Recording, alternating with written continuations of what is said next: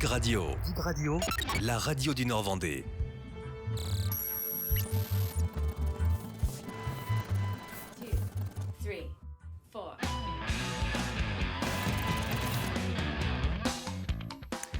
Bonjour à tous, soyez les bienvenus dans Backstage sur TV Vendée et Dig Radio. Aujourd'hui, nous recevons un jeune auteur, compositeur, interprète.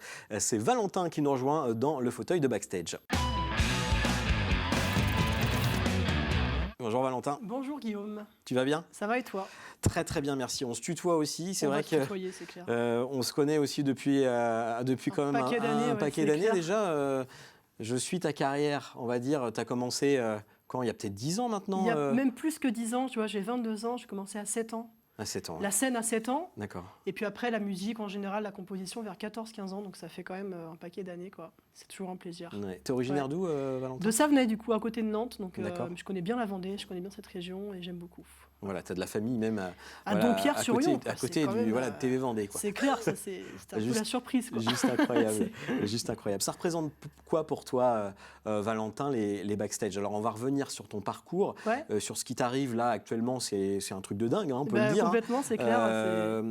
Notamment avant d'entrer sur scène, tu as fait la tournée des Zéniths. Bien sûr. Tu es monté sur la scène de l'Olympia. Voilà, donc du coup Qu'est-ce que ça représente pour toi ? J'ai eu la chance de participer à pas mal de tournées avec Daniel Guichard, du coup un chanteur que plein de gens connaissent. Et les backstage, c'est toujours grisant parce que c'est un truc que le public n'a pas accès. Et nous, les artistes, on y a accès. Donc moi, j'aime bien y être. Je trouve qu'on est bien, il fait chaud. Il y a toujours du monde un peu partout qui court de partout, machin, qui se raconte des blagues, qui prépare un petit peu la scène. Et puis moi, j'aime bien voir ça un petit peu de loin, d'être un peu à côté de la scène, mais en même temps un petit peu plus loin, avec ma guitare, tu vois. Répéter mes accords, répéter un petit peu ce que je peux dire au public, m'échauffer un peu la voix, mais sans trop de vocalises non plus, quoi, tu vois. Et puis il y a un truc que j'adore faire aussi, c'est... tu vois, il y a plein de flycases, tu vois. Ouais. Et j'aime bien monter dessus et avancer. Il y a des photos d'ailleurs qu'on peut découvrir de Valentin avec les flycases. Quand les scènes sont grandes, du coup, c'est vrai que c'est trop cool. J'adore marcher dessus. Je sais pas. La tournée des Zéniths, c'est quand même une grosse structure, hein, c'est une grosse ça, machine. Comment on se positionne quand on est chanteur de première partie, notamment d'un artiste bien connu ? Eh bien, écoute, avec la plus grande modestie, je pense déjà, et puis avec... En me disant que j'ai beaucoup de chance aussi de pouvoir participer à ces tournées parce que c'est un truc assez rare, quoi. C'est vrai que Daniel Guichard, il m'a juste pris sous son aile depuis 3-4 ans et il me permet d'apprendre tous les jours sur scène à ses côtés. Puis un autre artiste aussi, on en parlera, c'est Francis Cabrel. Exactement, Francis Cabrel aussi, c'était pour les rencontres d'Astafor, donc c'est une autre facette un petit peu on en reparlera tout à l'heure. De mon actualité, quoi. Mais c'est vrai que du coup les backstage, c'est toujours grisant, quoi. Moi j'adore y être, quoi. Et limite c'est presque mieux d'y être que sur scène parce que après c'est un peu plus stressant, quoi. et oui, j'imagine. Et juste un mot sur l'Olympia quand même. Enfin, l'Olympia, l'Olympia, c'est vrai que... Comment on réagit quand on voit cette magnifique salle ? Franchement, en fait, c'est drôle parce que moi, quand j'avais 10 ans, j'avais dessiné des dessins, en fait. Et j'avais dessiné l'Olympia avec mon nom dessus, tu vois, mais j'avais 10 ans à l'époque, quoi. Et je me suis toujours dit, un jour, je serai à l'Olympia. Et ce qui est drôle, c'est que quand j'ai su que je le faisais, moi, j'y suis jamais allée, en fait, avant d'y chanter. Donc, en fait, j'étais jamais passée devant, jamais allée dans les coulisses, jamais allée même dans le hall d'entrée. Et quand je suis arrivée devant, en fait, j'ai tout découvert et j'étais là pour chanter, quoi. C'était un peu magique, quoi. Ouais, j'ai vu que tu as notamment réalisé des vidéos sur la scène de l'Olympia. Tu as fait des petits teasers. Complètement, on a eu la chance d'enregistrer une session acoustique dans la salle de l'Olympia. C'était juste souvenir de fou, quoi. Puis on est resté 5 jours aussi. C'est pas juste une journée, on est resté 5 jours consécutifs. Donc j'avais ma loge, donc je laissais mes affaires, j'étais un peu à la maison, quoi. C'est ça. Improbable. Et il y en aura d'autres. Il y en aura d'autres, on est persuadé, Valentin. Rapidement, ton parcours, un mot sur ton parcours. Tu l'as dit, tu as commencé à l'âge de 7 ans, la chanson. Exactement. Comment c'est venu Très simplement, en fait, le film Les choristes, réalisé par Christophe Baratier, en 2000, je crois que c'était 2004 ou 2005. Et je l'ai vu et tout de suite, je me suis dit, je veux chanter. Ça a été le déclic. Ouais, je veux chanter, donc j'ai commencé à chanter les chansons du film. Et puis après, de fil en aiguille, je me suis retrouvée sur scène à des radios crochets, devant, des maisons de retraite. Enfin voilà, j'ai commencé comme ça en fait. Et puis après, j'ai jamais lâché, quoi. Oui, tu as participé à une émission télévisée aussi. Oui, du coup, après, voilà, il y a eu pas mal de... J'ai eu la chance de gagner aussi une émission de télé qui s'appelle L'École des Stars sur Direct 8. Ouais. Il y a eu 2 saisons et du coup, c'était une super expérience. C'était ma première télé. Enfin, tu vois, c'était... J'imagine, plateau télé. Avec, ouais, puis j'avais 11 ans, voilà. tu vois, c'était cool, quoi, franchement. Ouais. Qu'est-ce que tu aimes écouter, Valentin? C'est quoi tes influences aussi? Dans la voiture, en arrivant, c'était Goldman. C'est Goldman? Goldman, Balavoine, Mathieu Chédid. Après, anglo-saxon, c'est Bruno Mars, Charles Winston. J'écoute un peu de tout, mais c'est vraiment ces artistes-là qui m'inspirent et qui m'influencent, quoi. D'accord. Ouais. Et comment tu pourrais te définir en tant que chanteur maintenant? C'est pas compliqué, c'est variété française. Ouais. Pop française, variété française. D'accord. Ouais, c'est ce qui te plaît? Ouais, c'est vraiment ce qui me plaît. Moi, j'ai toujours bien aimé. Ah bah oui, complètement. Ouais. Sinon, je ferais pas ça. C'est vraiment, tu vois, c'est vraiment. J'adore les textes en français, écrire des textes, les mélodies pop quand même. C'est pas non plus chanson française. Chanson, c'est plus traditionnel, c'est plus tourné vers le texte. Moi, je suis moins texte, je suis plus mélodie et musique. Donc, c'est vraiment ce que j'aime, quoi. C'est clair. On l'a dit, auteur, compositeur, interprète. Exactement. Voilà. Combien de compos là? Combien de compos? Je pense une quarantaine. Une quarantaine, mais tu vois, à 22 ans, c'est pas mal. Ouais, après, je me fais aider aussi. Faut pas croire qu'aujourd'hui, je trouve qu'il y a tellement d'artistes qui valent le coup, des auteurs, des compositeurs, qu'il faut les piocher aussi dans les relations. Donc moi, j'écris et je compose beaucoup avec d'autres artistes aussi. Alors justement, ce qui t'a aidé aussi, c'est la Musique Académie. Exactement. Tu peux nous en parler? Carrément. Ça a été une belle expérience aussi. Un an un beau tremplin de pour formation, voilà, du coup à Nancy dans une école de musique. Après mon bac, donc voilà, lâché un peu dans la nature avec plein de musiciens. De la musique tous les jours, 8h-20h. Du lundi au vendredi, 8h-20h. Ça charbonne.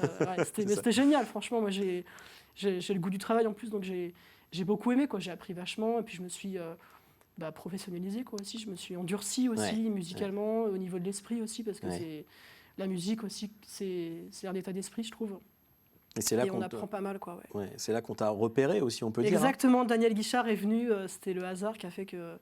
Il est venu, il connaissait le patron, donc il est venu nous parler un peu pendant 3-4 heures de son métier, qu'on lui pose des questions.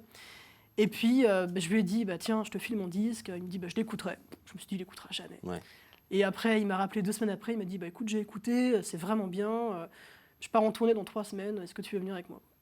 Dans 3 semaines? Ouais, non, mais vraiment, c'était... donc du coup, j'ai dit oui, quoi, forcément. Tournée des Zéniths? Tournée des Zéniths, directement. Direct? Je suis passé des bars de Nancy au Zénith, quoi. À Clermont-Ferrand, 7-8 000 personnes. C'était incroyable, quoi.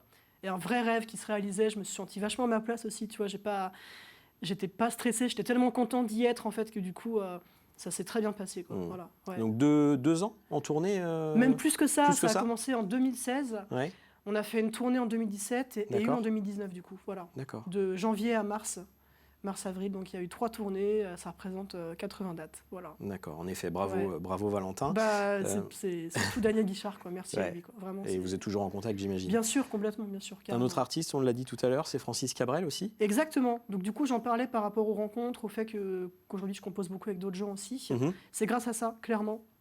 Les rencontres d'Astafor, c'est un stage qui se déroule 2 fois par an à Stafford, dans le village de Francis Cabrel. Et il invite en fait des auteurs-compositeurs à venir en fait se confronter aux autres pendant 1 semaine et à apprendre à écrire ensemble. Et donc du coup, j'ai fait ces rencontres d'Astafor et ça s'est tellement bien passé avec toute l'équipe. Bien sûr, c'est un travail d'équipe qu'on a eu la chance de faire un disque. Voilà. Donc un disque qui est sorti dans les bacs. Qui est sorti là, qui est sorti, bien sûr, qui est sorti en 2018, qui s'appelle Staff. Ouais. C'est la contraction d'Astafor. Et en fait, c'est que des chansons issues du spectacle, en fait. Donc c'est que des créations inédites qui ont été faites à Astafor. Voilà. D'accord. Un duo avec Francis Cabrel aussi? Un duo, non, il n'y a pas eu de duo avec Francis Cabrel. Il n'y a pas eu de duo, mais il nous a beaucoup épaulés. On a été chez lui enregistrer. Ah oui, l'enregistrement était chez lui directement. Ouais, il a un studio chez lui, en fait, où il fait ses disques. Et il nous a invités à venir enregistrer directement chez lui, quoi. Donc ça, c'était magique. Clairement, c'était une super expérience aussi. Déjà, un beau parcours pour toi, Valentin, à 22 ans. C'est assez incroyable. On va t'écouter tout de suite. Bien sûr, carrément. On aime écouter nos artistes qui viennent sur le plateau de Backstage. 3 minutes 30, allez, de plaisir avec Valentin. Et j'ai pris ma guitare, tu vois. Ouais, super. Et je voudrais vous chanter une belle chanson guitare qui s'appelle Le Jouet. Voilà, ce sera mon premier single qui sortira sur mon premier album en 2019. Eh bien, on t'écoute tout de suite, Valentin. Merci. Je suis né dans un atelier, sur une table à dessiner.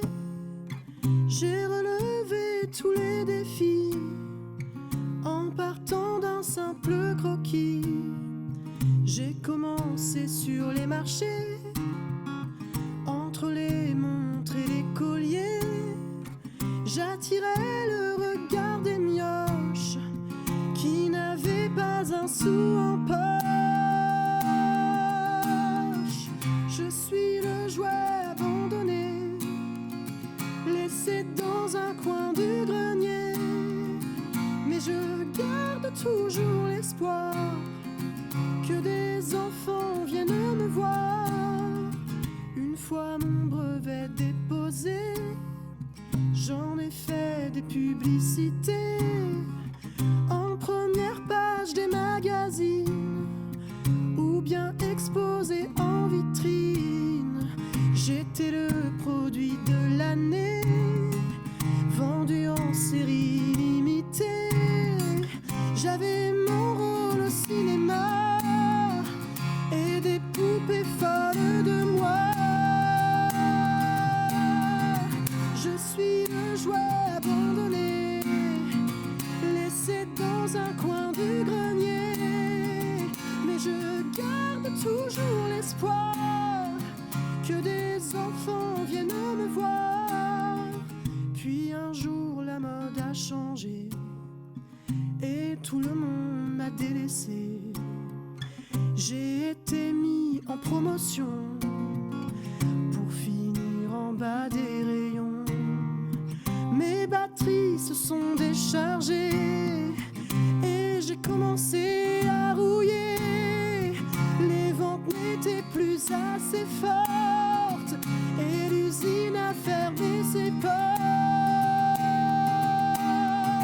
Je suis le jouet abandonné, laissé dans un coin du grenier. Mais je garde toujours l'espoir que des enfants viennent me voir.